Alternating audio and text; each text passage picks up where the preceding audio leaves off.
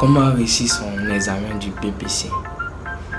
Dans cette vidéo, nous allons voir un peu les petites techniques, les petites règles à utiliser pour avoir le BPC. Nous, on a déjà eu le BPC depuis 2012. J'étais premier de ma classe.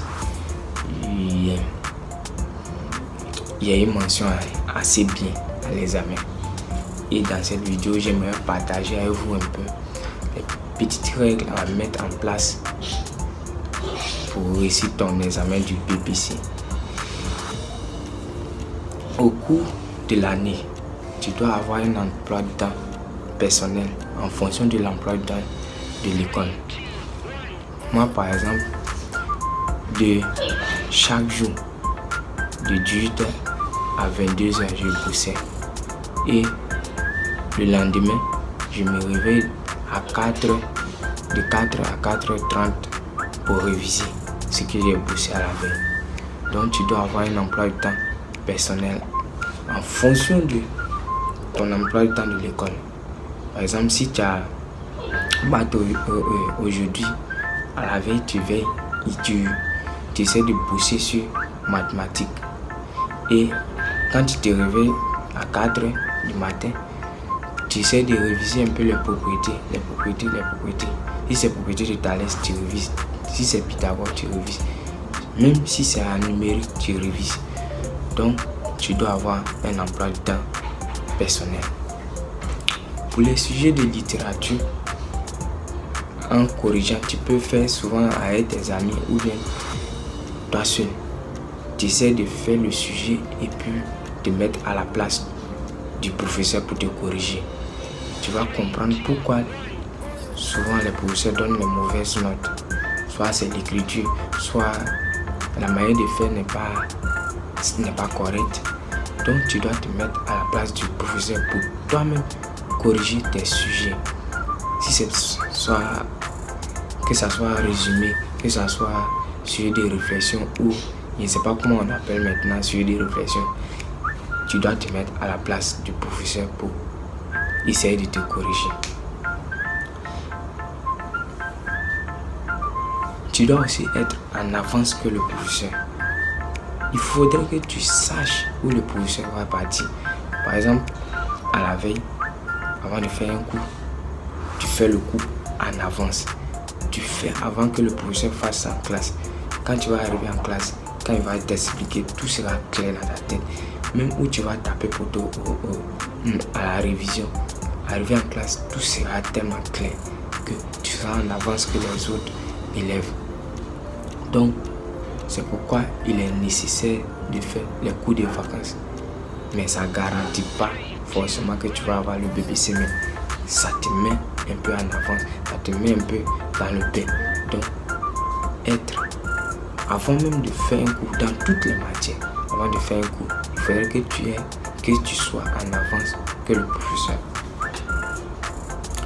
Bon, je suis Domicris Deli pour ceux qui ne me connaissent pas. J'ai eu le BPC en 2012.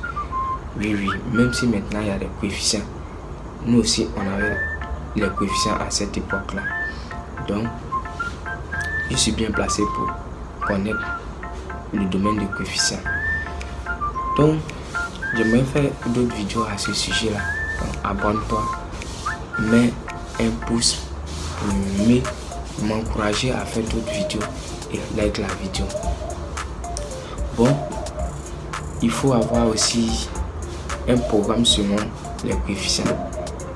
Par exemple, si en français le coefficient est plus élevé, en maths le coefficient est plus élevé, en physique le coefficient est un peu plus élevé, il faut faire un programme. Genre tu mets un programme qui t'arrange à ce que tu poses plus les matières où il y a plus de coefficients. Donc tu sais que avec les coefficients tu peux avoir le BPC facilement. Donc si tu as eu de bonnes moyennes en français, de bonnes moyennes en maths, de bonnes moyennes en physique, je sais que en physique et puis en anglais tu peux avoir le BPC facilement. Mais il ne faut pas négliger les autres matières. Donc tu fais un emploi du temps dans lequel tu dois tout respecter. Mais il faut plus bosser où il y a plus de coefficients. Bon, pendant la préparation, pendant la préparation, il faut faire les 10 derniers sujets. Les 10 derniers sujets, par exemple, on est en 2022, donc il faut commencer à partir de 2012. À partir de 2012, il faut faire les sujets qui commencent à partir de 2012, 2013 jusqu'en 2022. Donc, il faut faire les 10 derniers sujets. Tu verras que les sujets se ressemblent. Il y a des questions qui reviennent fréquemment. Ouais, les professeurs, c'est les gens qui sont genre dans une routine. Un professeur, les mêmes choses qu'il a donné l'année passée, là, il aura tendance à donner la même chose cette année ou bien l'année prochaine et l'année prochaine ou bien l'année prochaine. Donc, fais les 10 derniers sujets et tu verras que les réponses, les questions se ressemblent et tu pourras hacker ces réponses en fonction des questions.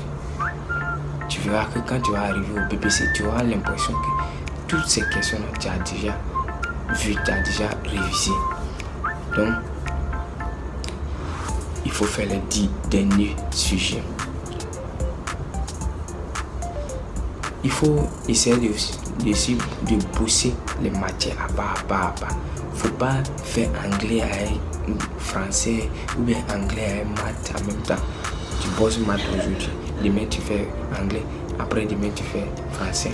Si tu essaies de pousser les deux en même temps, tu vas pas aller en profondeur. Donc, fais pas à pas. Et puis aussi, il y a une technique qu'on appelle technique de l'hypothèse. Par exemple, cette année, ils ont donné factorisation. Forcément, l'année prochaine, ils ne vont pas donner même factorisation. Ils vont donner soit développement ou bien racine carrée. Donc, les sujets récents, ce qu'ils ont donné là, il faut essayer de négliger un peu et puis pousser ce qu'ils n'ont pas encore donné. Ce que ça fait un peu longtemps qu'ils n'ont pas donné. Tu bosses ce côté-là. Donc, tu essaies de voir ce qui est un peu récent. Ce qui est récent, tu laisses un peu de côté et tu essaies de voir ce que ça. Par exemple, si ils ont donné factorisation l'année passée, ce qui est factorisation, il faut négliger un peu. Tu vas essayer de pousser racine carrée ou bien développement. Pendant la composition, à la veille de ta composition, avant le dernier jour, tu dois veiller sur papier. C'est un examen. Il faut essayer de mettre toutes les armes dans ta main pour réussir ton examen. Donc, tu veilles sur papier. Par exemple, si c'est à 21h, tu as commencé, tu commences de 21h jusqu'à au moins à 4h et puis 4h tu dors jusqu'à 4h, tu dors jusqu'à 5h, 5h30 et puis tu te réveilles pour aller à l'école. Donc, tu dois veiller sur papier. Ceux qui ont déjà eu le BPC, dites-moi dans les commentaires quelles sont les petites techniques que vous avez utilisées pour avoir le BPC. Merci et bonne journée.